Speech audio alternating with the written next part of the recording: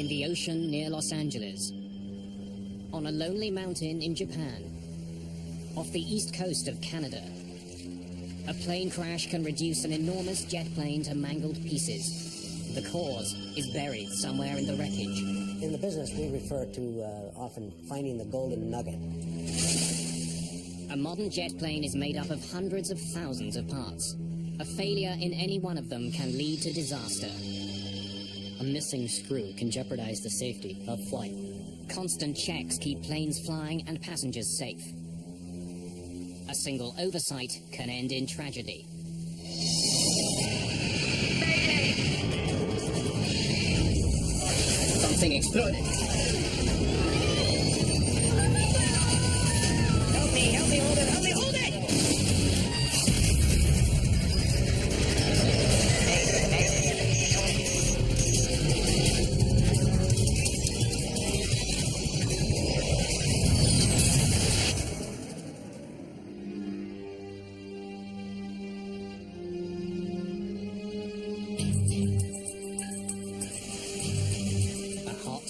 Night in Phoenix, Arizona. It's 11 o'clock, but the maintenance workers at Southwest Airlines are just getting started. Tonight they're going to open up a state-of-the-art Boeing 737-700. Almost 40 inspectors and mechanics are going to spend the night making sure the plane is fit to fly. Without proper maintenance, airplanes don't fly. Pilots are usually the focus for the operation of the airplane. But maintenance has an equally high-priority role in the safe operation of any aircraft. To keep airplanes in peak condition, they get more health checks than most passengers. It is a very intricately weaved web between the operation of the airplane and the maintenance of the airplanes and the management of the airplane. Passenger planes are examined every time they come to a stop. This is the A check. A brief walk-around inspection turns up the most obvious problems. The more intensive work is done at set intervals. These are the B and C checks. Tonight, workers are performing a C check. From start to finish, it can require hundreds of man-hours of work. It all has to get finished tonight, so the plane is back flying in the morning. It's a massive challenge, because modern jets are made of hundreds of thousands of individual pieces.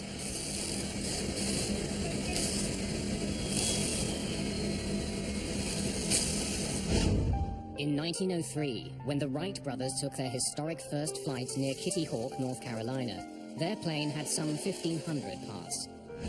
A 737 has more than 360,000. You have to ensure that every one of those components is doing its respective job. It doesn't matter how big the part is, a missing screw can jeopardize the safety of flight. It's a lesson the aviation industry has learned the hard way. January 31st, 2000. On board Alaska Airlines Flight 261, the situation is desperate. Operating a damaged plane, the captain is trying to land at Los Angeles Airport, but the aircraft is not responding to controls. The MD-83 is plunging towards the Pacific Ocean. Other pilots flying nearby report the nightmare scene back to LA Air Traffic Control.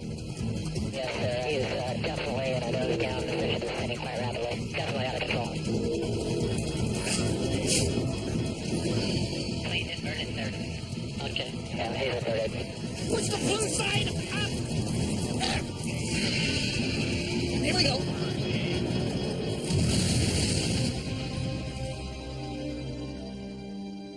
And he just hit the water.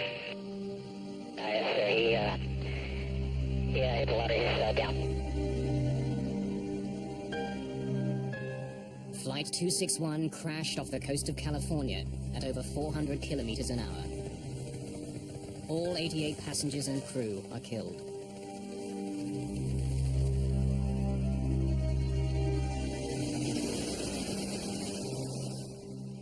Investigators from the National Transportation Safety Board begin their work quickly.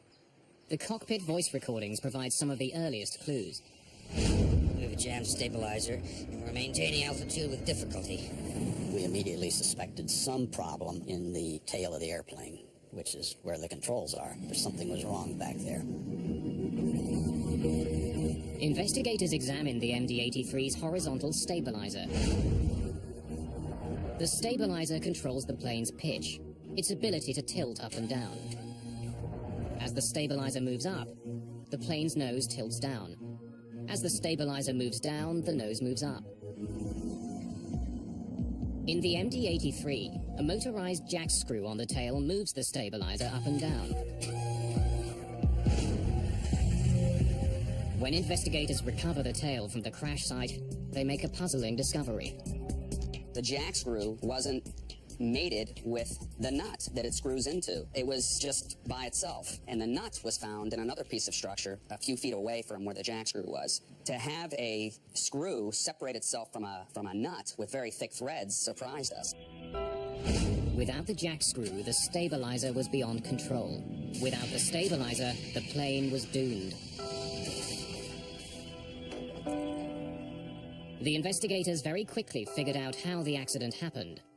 Now they want to know why. The answer is tragically simple. There was no lubrication or visible grease on the working area of the screw. That was surprising and strange.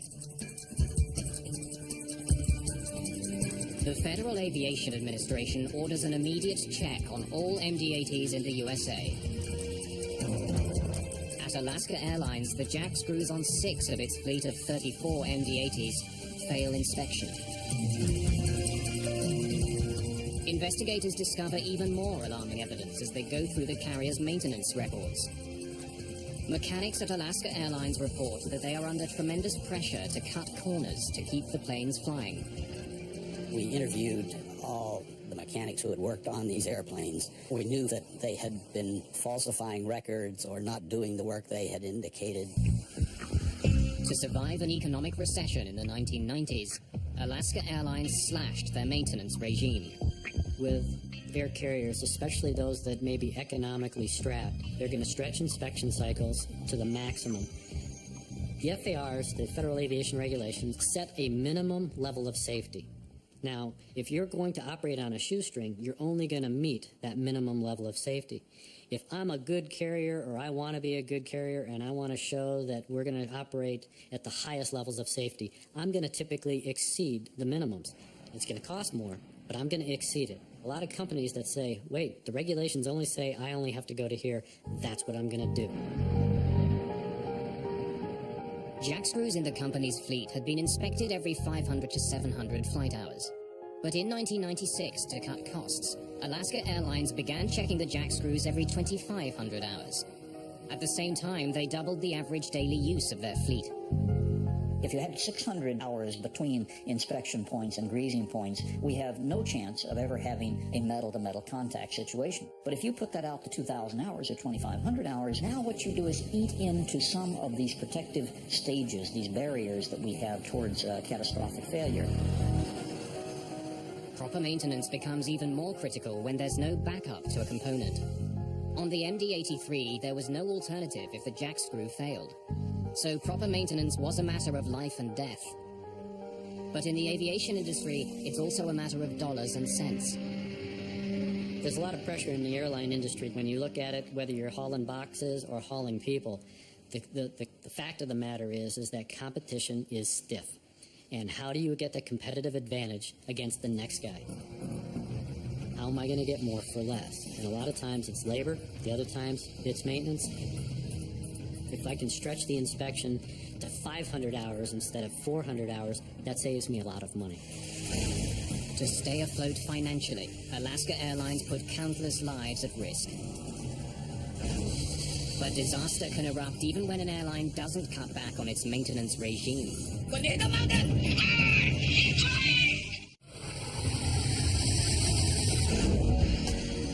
It's past midnight in Phoenix, Arizona. A maintenance crew works through a 737-700. They're performing a so-called C-check, one of the most detailed inspections any plane can go through. Tonight, the inspectors discover a tire on one of the main landing gears is worn out. They add it to the list of unscheduled maintenance items. It has to be replaced before the plane goes back into service. But sometimes, despite all the maintenance, the worst-case scenario comes true. A simple repair can unexpectedly lead to disaster. August the 13th, 1985, Mount Osutaka, Japan. This is the wreckage from the deadliest single-plane disaster in aviation history. JAL Flight 123 crashed the night before, killing 520 passengers and crew. Only 4 people survived. Because the 747 jet was built in the United States, the National Transportation Safety Board joined the investigation. When I arrived in Tokyo, the atmosphere in Japan was extremely stressful. The news media were everywhere. There was a tremendous amount of anger. Soon after the crash, experts get a helping hand from an amateur photographer. He managed to take a picture of the 747 minutes before it crashed. The picture reveals that JAL Flight 123 was flying without its massive tail fin. The tail fin houses critical control surfaces, like the rudder, as well as tubes that carry the hydraulic fluids. What force could be strong enough to tear off the tail fin? Digging through the 747's maintenance history, investigators discover that 7 years earlier, the jet had landed with its nose too high. The tail hit the ground and scraped along the runway.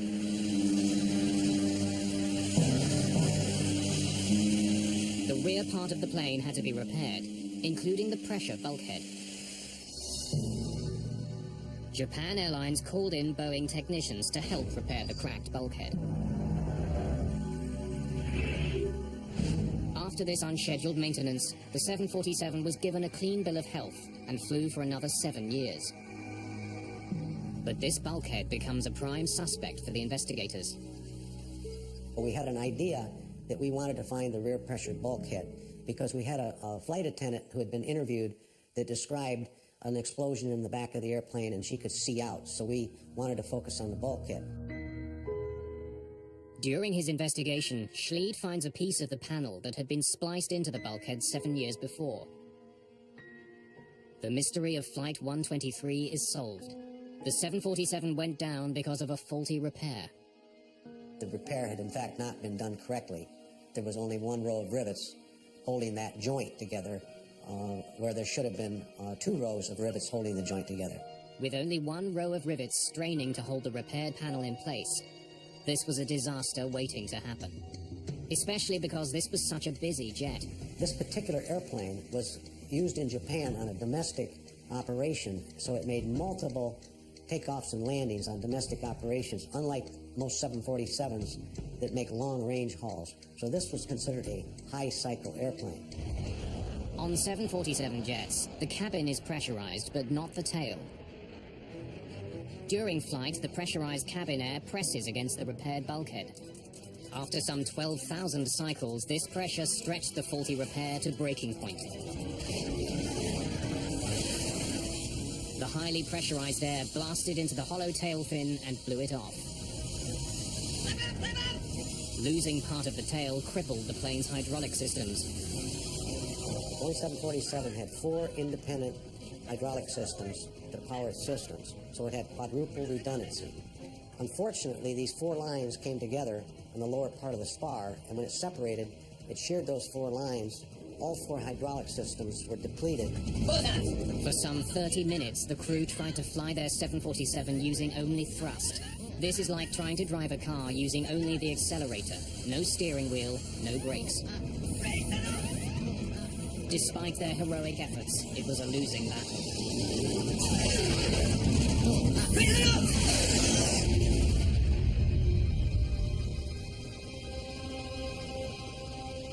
All this death and destruction boils down to a missing row of rivets.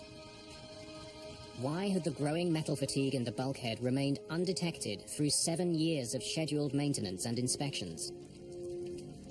The primary inspection method for the bulkhead area and the seams was a visual inspection. And at heavy maintenance periods, when they would take the insulation out off the walls and everything and off the bulkhead, they would do a detailed visual inspection.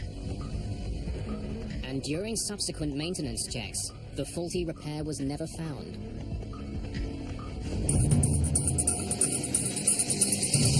Takeoff check below the line. Okay, your lights. August the 21st, 1995. Atlantic Southeast Airlines Flight 529, an Embraer Brasilia, is about to take off with 29 people on board. It's bound for Gulfport, Mississippi. It was, at the time, the fastest, sleekest turboprop around. Before the plane even reaches its cruising altitude, something seems to explode outside. The sound of that was tremendous. It was as if someone had taken a baseball bat and hit an aluminum garbage can as hard as they could. It was just a gigantic crashing sound. And the airplane immediately lurched to the left. No matter what the flight crew tries to do, the plane pulls violently to the left.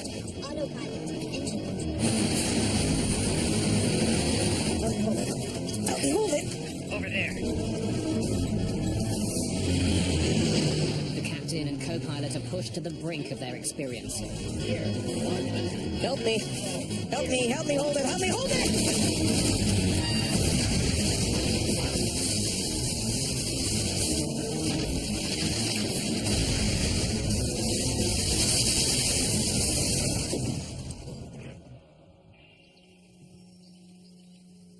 Atlantic Southeast Flight 529 crashes near the small farming community of Carrollton, Georgia. Emergency? Yes, we have a plane crashed in our backyard. A plane crash? All 29 people survive the violent landing.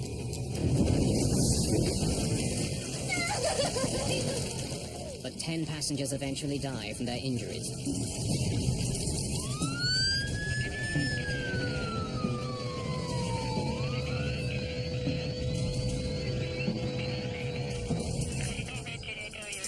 Called into action, the NTSB creates teams to examine various parts of the plane. Jim Hookey, an aerospace engineer, is in charge of the propeller maintenance group. We came along a lot of pieces of the wing, came along the propeller assembly that was missing one part of the blade. The blade broke in a very specific fashion, leaving behind all the telltale signs of a fatigue fracture. A fatigue fracture tends to be a very flat fracture. Also has what we call beach marks radiating out from the origin. So you see these radiating concentric rings coming from the origin of the crack. The manufacturer of the propeller was Hamilton Standard. Hookey and his team start combing through Hamilton Standard's maintenance records. They're looking for anything out of the ordinary. It's whatever's abnormal. You really don't know what you're looking for until you find it, but you just go through, and there's a lot of routine maintenance is done, regular inspections, A checks, B checks, C checks, and then there's the non-routine maintenance that occurs if something is broken or a truck hits the airplane or they have a bird strike or something like that. And it's those that you look for.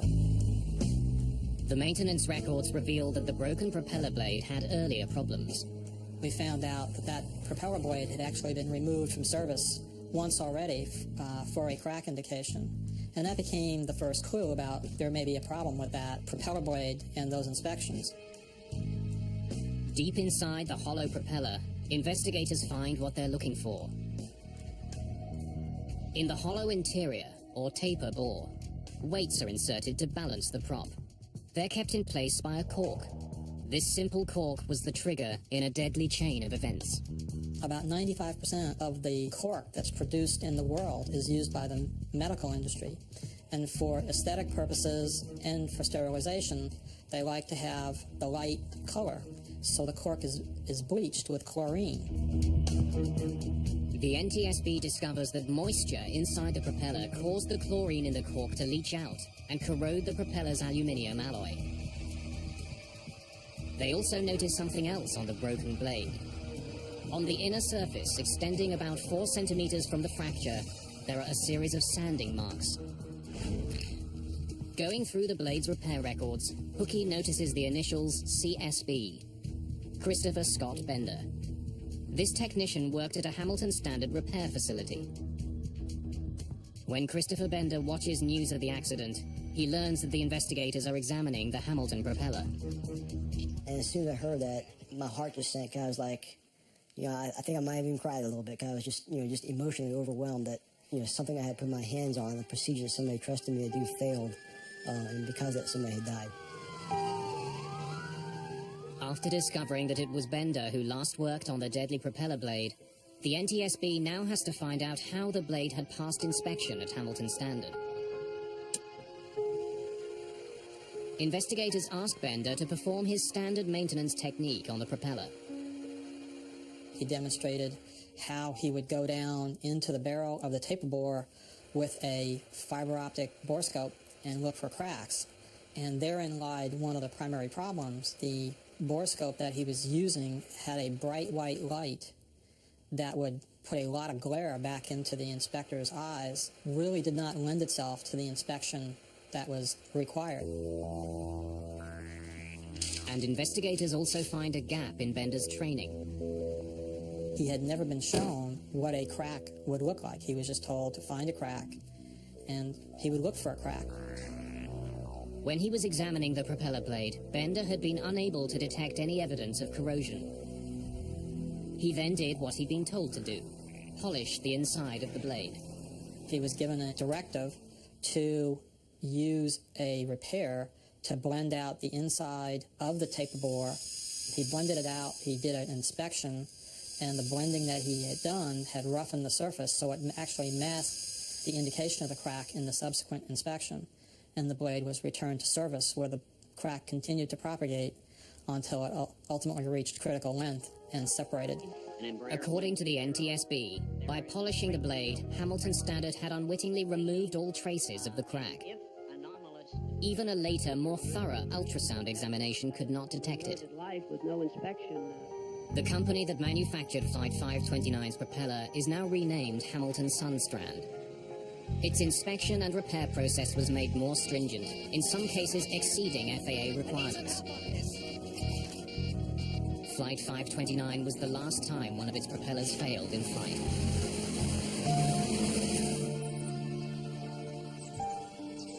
I wish this had never happened.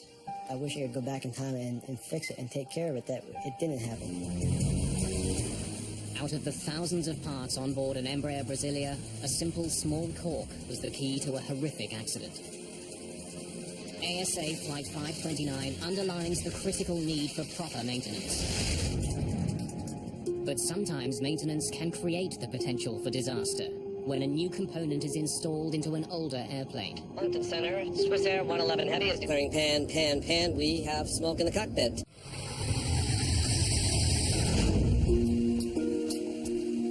It's early morning in Phoenix, Arizona. Southwest Airlines engineers are continuing their scheduled maintenance of the 737. Southwest is unique among larger airlines. It flies just one kind of plane, the 737. Tonight, engineers are working on a 700 model, one of the newest 737s. But the company's very first 300 model, bought in the mid-1980s, is still flying. You can still operate an old airplane as long as you have inspection protocols. When you look at some of the cargo carriers, they're operating airplanes that are 30 and 40 and even 50 years old. They're still reliable airplanes.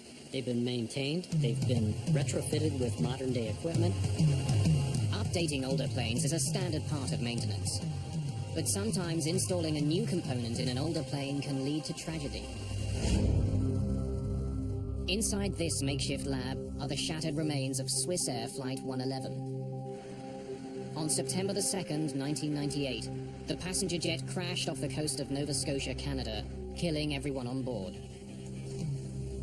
Recovered from the seabed, the debris is overwhelming. There is almost 250 kilometers of wiring alone. In Swiss Air, we'd had about 2 million pieces of airplane, and we pretty much almost had to look at them all. In the business, we refer to often finding the golden nugget. That's saying, aha, there's the cause of the accident. Somewhere in this wreckage, investigators hope to find that golden nugget. The one piece that will reveal the reason why Swiss Air 111 crashed into the Atlantic Ocean.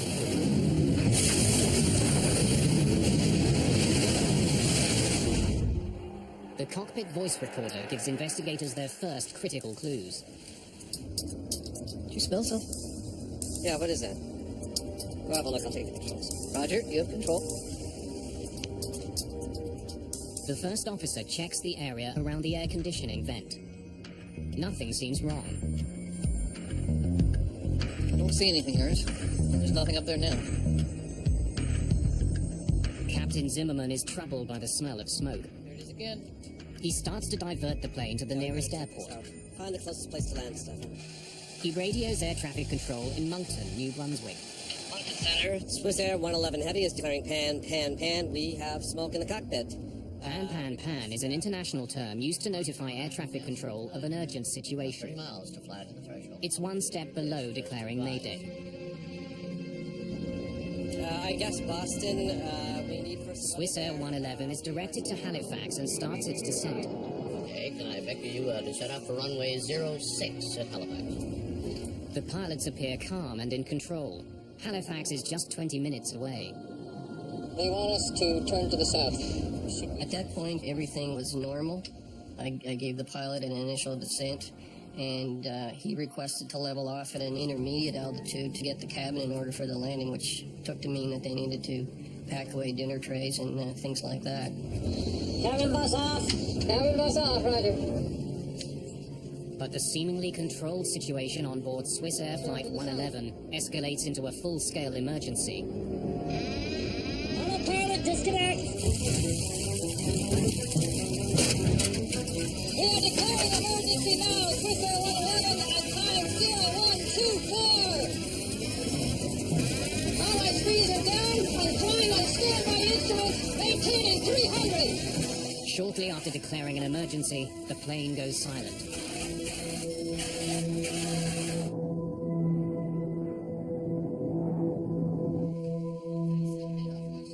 It was probably one of the most helpless feelings that any individual can have, not being able to do anything but just sit and watch the target and hope that it would turn back toward the airport. And of course it didn't.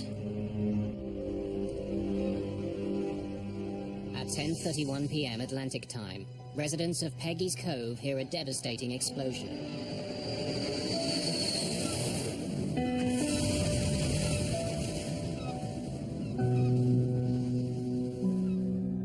From the cockpit voice recorder, investigators know they're dealing with a fire and not a plane that was malfunctioning. We found no anomalies or no problems in any of that flight data that suggested there was a problem with the aircraft. Investigators work their way through the hangar of wreckage recovered from the Atlantic Ocean.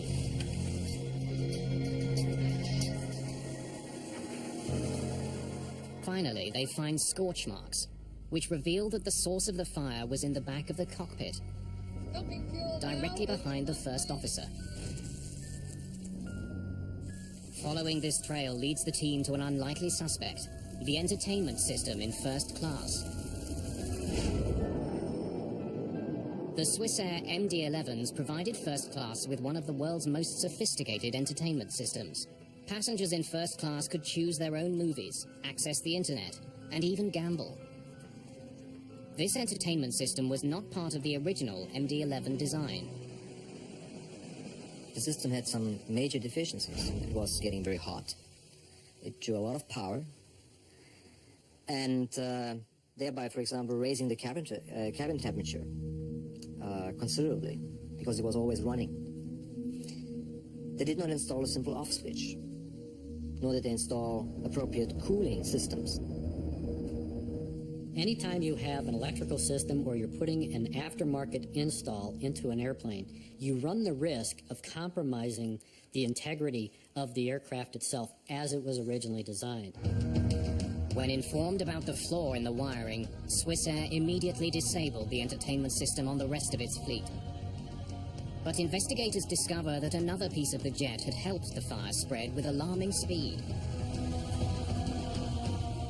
And in this instance, we did discover a wire that arced in that way, and right next to it was some very flammable material called metallized polyethylene terephthalate covering material that covers the insulation blankets.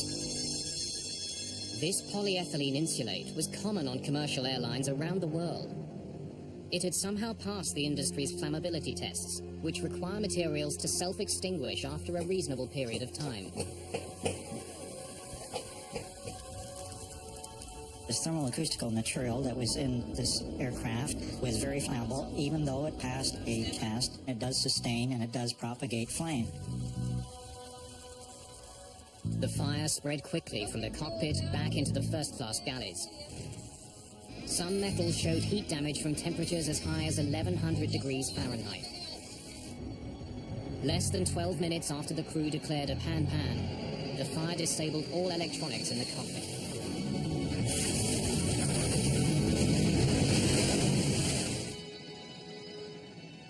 In the aftermath, Swissair removed the flammable insulate from its entire MD-11 fleet. The rest of the industry was required to follow suit. In Phoenix, Arizona, flight engineers continue their C-check on the 737. It includes testing the plane's rudder. The rudder is one of the jet's most vital control surfaces. It allows a plane to turn left and right. Okay, CBS, rudder should turn. All right, go ahead. Hey, yeah. A problem here could have terrifying consequences.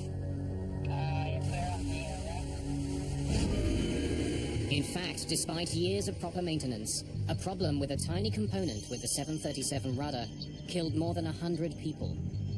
Not even the most diligent maintenance workers could have spotted it. March the 3rd, 1991. United Flight 585 begins its final approach into Colorado Springs. Another 10-out game. 30 flaps.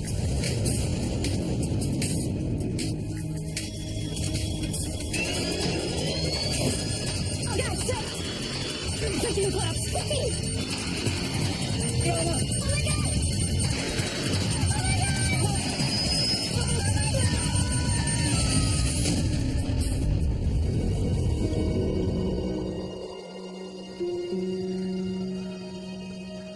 All 20 passengers and 5 crew are killed.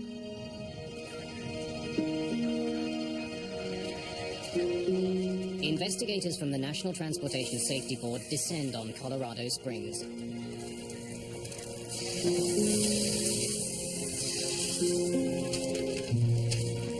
My first sense that it was going to take some time and to investigate the accident was the damage that we saw in the parts.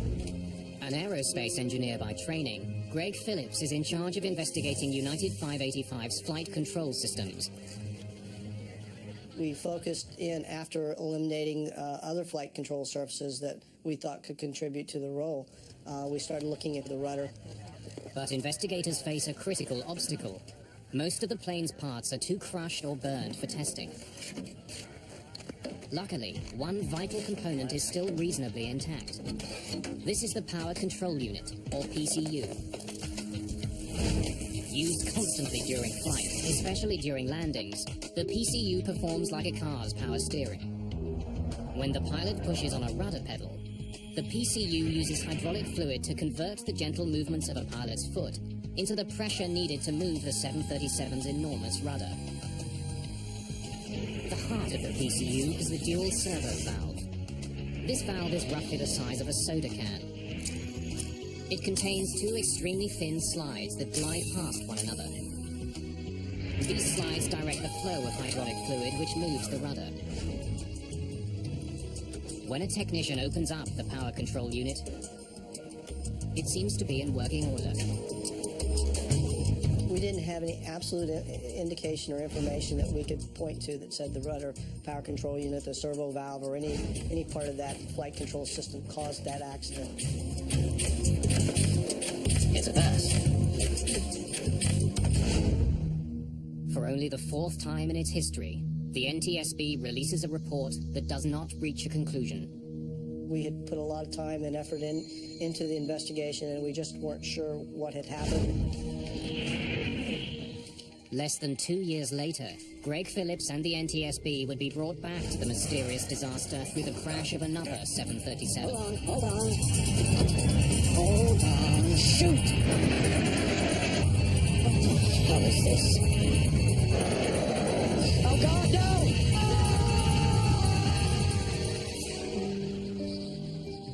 September the 8th, 1994. US Air Flight 427 has crashed near Pittsburgh, killing everyone on board. When we first arrived at the crash site, first of all, there was no aircraft there. There were only bits and pieces of the airplane. It wasn't really recognizable as an airplane. Investigators begin to see that this crash is a mirror image of United Flight 585. On final approach, United 585 rolled right, while US Air 427 rolled left. Both crews are caught by surprise. After a terrifying struggle, both crash with no survivors.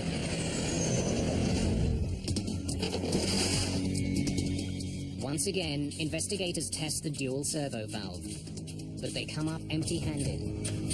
That unit passed all its operational tests. There wasn't any indication that it had failed. We were going up against an aircraft that had an incredible safety history. It was really everything you can see for 30 years. This has been a great airplane. We were trying to prove that there was something wrong with the straight-A student. The team reaches another dead end. But almost 2 years later, they get a third chance to solve this deadly mystery.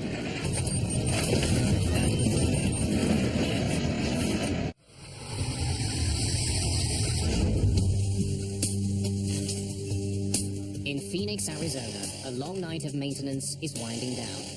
Over 30 mechanics and some half a dozen inspectors have combed through a Southwest Airlines 737. The team has made more than 400 separate checks. Parts have been replaced. Southwest 737 N427WN is almost ready to fly again. Hopefully it'll push back out of the hangar. We'll do some leak checks, make sure everything's working, nothing's leaking. Then it'll go to the gate for departure time. But it's a truth in maintenance that engineers can only fix what they know is broken. For several years, every 737 that flew had a hidden danger that not even the most careful technician could have spotted. In the early 1990s, 2 737s crashed in mysterious accidents. In both cases, the jets spiraled out of control. In 1996, the same malfunction strikes again. It's June the 9th. Captain Brian Bishop prepares to land in Richmond, Virginia. Then, just like United 585 and US Air 427, his plane rolls out of control.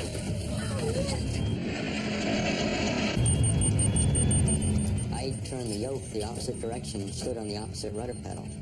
The pedal didn't move for me. We didn't know to what extent, but we knew we had a problem with the rudder. For over 30 seconds, Bishop struggles to control his renegade plane. And then, just as suddenly, the 737 calms down and goes back to horizontal. We had started the checklist. Almost before I could finish the sentence, all of a sudden there was just a wham. The 737 is once again out of control.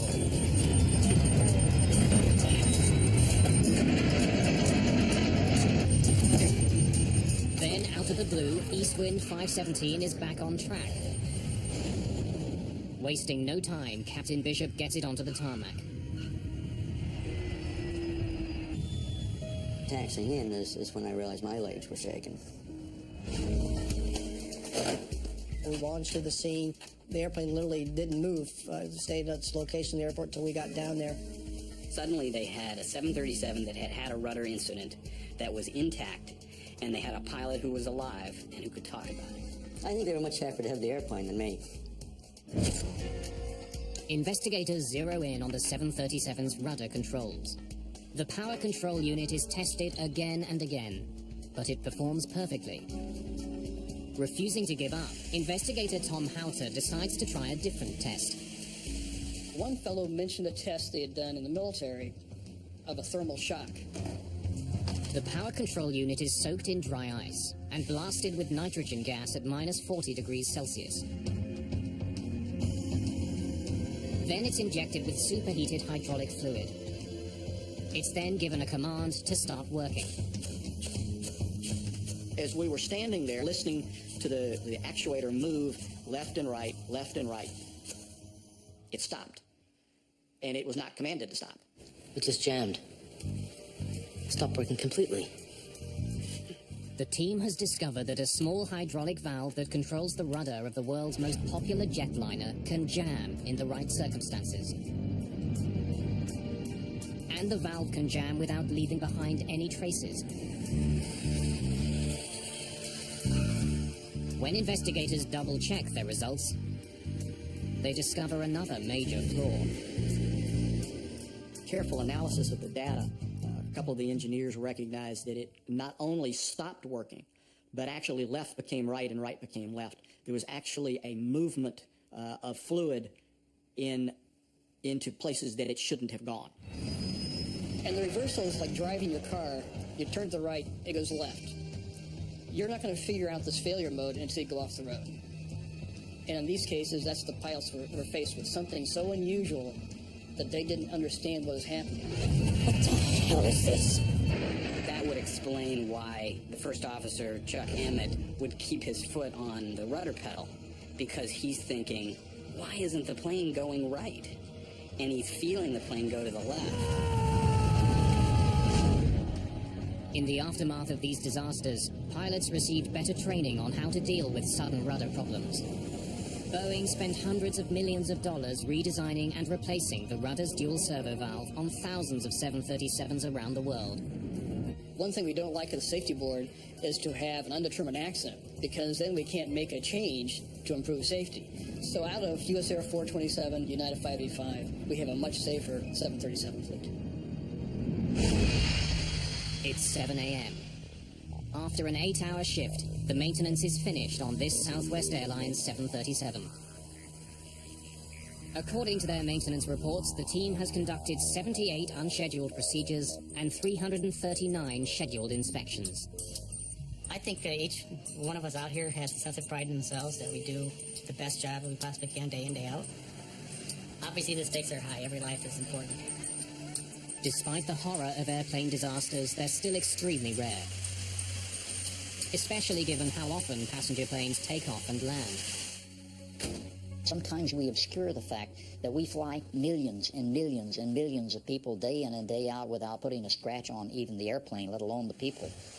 This is the most amazing system. This system depends on the dedicated team of professionals committed to taking care of these 21st century masterpieces. Planes so well built that they could fly almost as long as we're willing to take care of them. We've learned now how to inspect and maintain these things and even rebuild them to where they should have an indefinite life. They're built tough and they should be able to last forever if they're maintained properly.